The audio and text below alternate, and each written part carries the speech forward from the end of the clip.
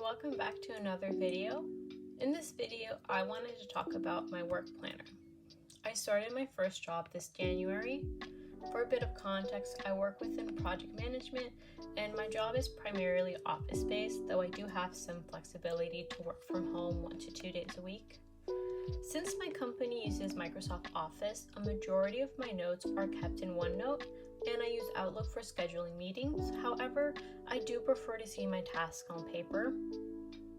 I originally tried using to-do boxes in OneNote that you are able to take off as you get tasks done. However, I just noticed I was not referencing my tasks at all in OneNote, and I would just end up writing them down on a post-it note or some scrap piece of paper. While there wasn't anything inherently wrong with this, I wanted to be able to plan ahead in case I think of tasks that does not need to get done within the current week, and that's how I began thinking about getting a work planner in April. And as you can see, I ended up choosing a pocket leuchttrum. If you are unfamiliar with the pocket leuchttrum, it has 80 GSM cream dotted paper with a 187 grid note pages. And these are also 5mm grid. As you saw, it comes with an elastic closure, comes with this pocket in the back, as well as 2 ribbon bookmarks. However, I did remove them. I chose the pocket leuchttrum notebook because I knew it was something that I had already used as a planner, so it has worked for me in the past. Plus, this was compact, but still had enough room to fit all I wanted. And it was also a blank notebook, which meant I had flexibility to completely customize the entire notebook.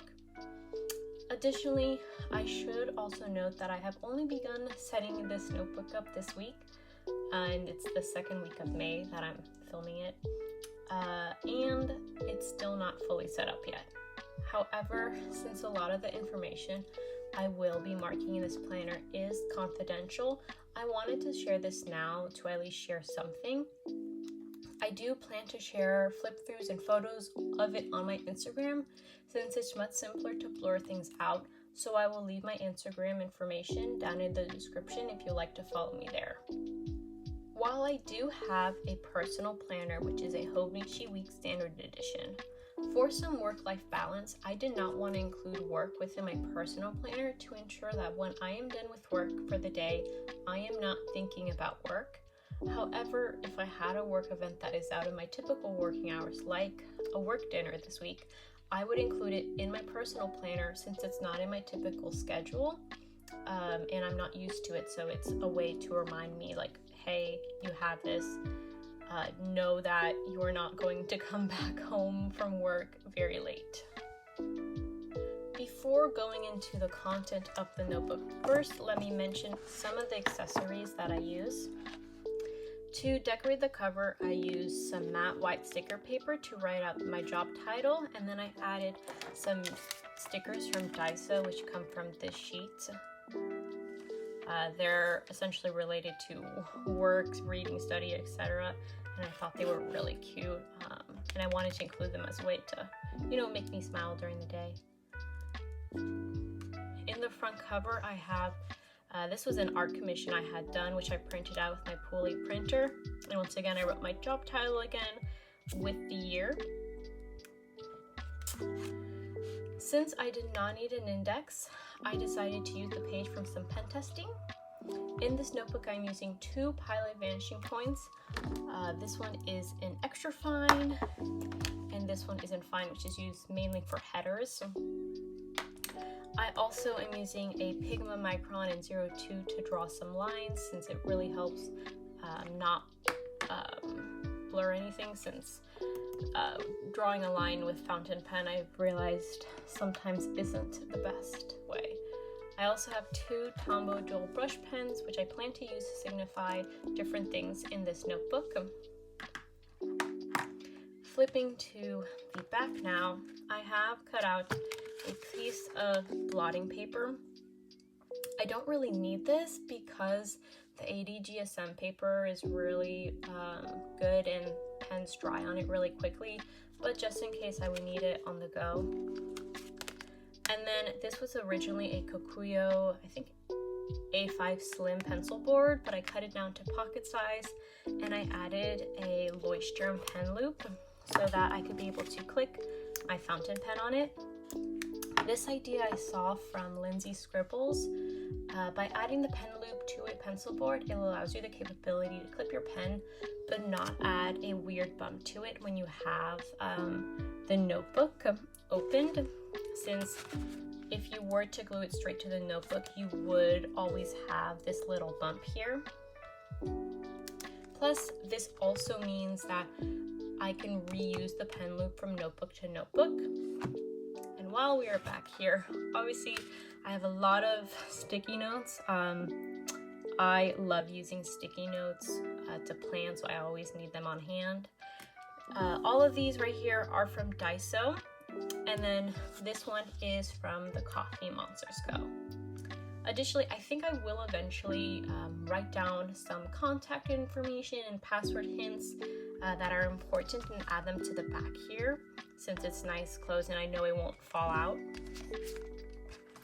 And lastly, to easily flip from section to section, I do use these Midori index clips in silver. The first section are my reference notes. So these are a few things I want to be able to refer to throughout the year, but also in the future. This includes my job offer and role, workday codes, which this is what I use to enter in my time every week. Then I like to track my paycheck with the date, amount, and notes, and this is usually where I will write which week or days it pertains to, as well as maybe some information like was there a paid holiday, was I on vacation during that week, things like that. Then my out of office routine. So this is often where I'll include things of like who I need to inform, how to change email signature or set up an automatic email, how many days I have paid time off within my contract, things like that. Since I'm not often out of office, this is a good way to remind myself. I did also leave 2 pages blank in case I thought of something later in the year that I wanted to write down. The next section is my timed vertical weekly. Once again, I am still setting this up, so only this week is currently filled out. But I have already marked the headers for the rest of the year. This was mainly to make sure I didn't accidentally skip a week. I wanted to be able to see what my weekly calendar looks like to use as a planning tool, but also to reference in the future, since at my company, Outlook only archives the current year. So at the top, I write down the week number and the date to correspond to, excluding the weekend. For the time bar, I chose the hours I tend to work within, which leaves me some room at the bottom to add notes like team member vacation, all-day events, holidays, etc.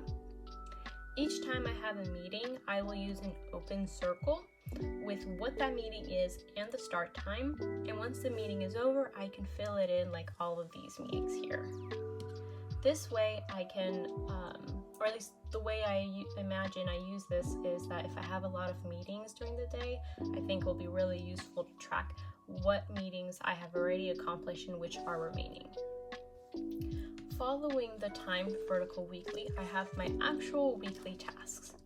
Each week takes up about half a page, and then for each week I write down day-specific tasks on this left-hand side, and I use the first letter of the day of the week in order for me to remember this needs to get done on a Monday versus a Friday. And then on the right, I am writing down all other tasks that can get done in whatever order I need.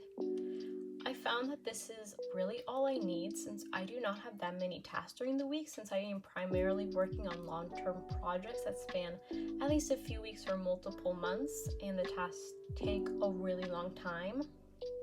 Plus, this now will allow me to add in tasks as I think of them, which is really useful to not forget.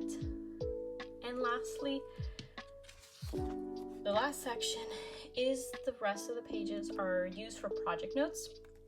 So I have it divided by small projects and just projects. Small projects just mean that it's something that takes less than 8 hours to complete. and all I'm tracking is the date and the tasks with maybe a little bit of some notes. And then for the rest of the pages, this is where I am actually jotting down a more detailed task list, as well as some key details about the project, like due dates or project owner. And I have tracked, I should have enough pages to last me the rest of the year. Overall, I am very excited to finish setting up this notebook and backlogging also January to make sure I have all my information in one place so that this can really help with my productivity at work. If you have any questions about the notebook or how I set it up, please let me know in the comments, and thank you for watching and take care.